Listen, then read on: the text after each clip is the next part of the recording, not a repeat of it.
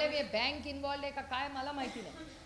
हे बघा, जो डेटा महाराष्ट्र सरकार देत आहे त्याच्यातूनच दिसतंय की 4,800 कोटी रुपयाचा स्कॅम आहे हा।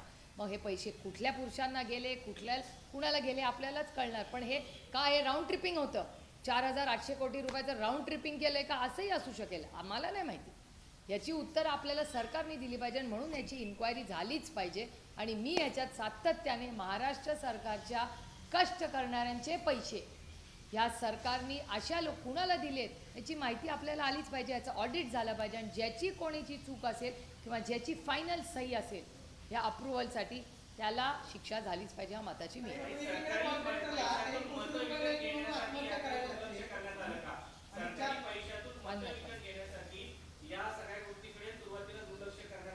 तुमच्या प्रश्नातच माझं उत्तर आहे।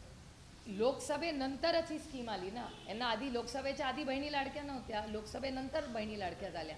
आणि स्वतःच कबूल केलंय महाराष्ट्रातल्या अनेक मंत्र्यांनी तुमच्याच चॅनलवर की लाडक्या बहिणीमुळे आम्ही तरलो। हा व्हिडिओ तुमच्या चॅनलवर मी पाहिलाय, मला कसं कळणार जगात देशात काय चाललंय, तुम्ही दाखवता म्हणून आम्हाला कळतं ना। या इथे हा मंत्री हे बोलले, ते मंत्री ते बोलले, त्याच्यामुळे लाडक्या बहिणीच्या मतामुळे आम्ही तरलो हे मी म्हणत नाही आहे, आत्ताच्या महाराष्ट्र सरकारमधले मंत्री म्हणले, असे अनेक मंत्री म्हणलेत, एक नाही।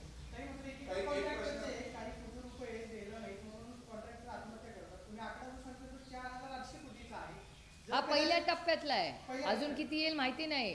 आता हे जर या इलेक्शन आणखीन झाली जिल्हा परिषद त्याच्यानंतर अजूनही वाढेल, स्कीम बंदही करतील, हू नोज। या सरकारचं काय सांगता येतं आहे मला सांगा। शेतकऱ्यांच्या काय परिस्थिती, म्हणले होते की नाही 7-12 कोरा करीन, सरसकट कर्जमाफी करीन म्हणले होते की नाही इलेक्शनमध्ये, झालं का? नाही झालं। आणि बघा ना, आरोग्य आणि शिक्षण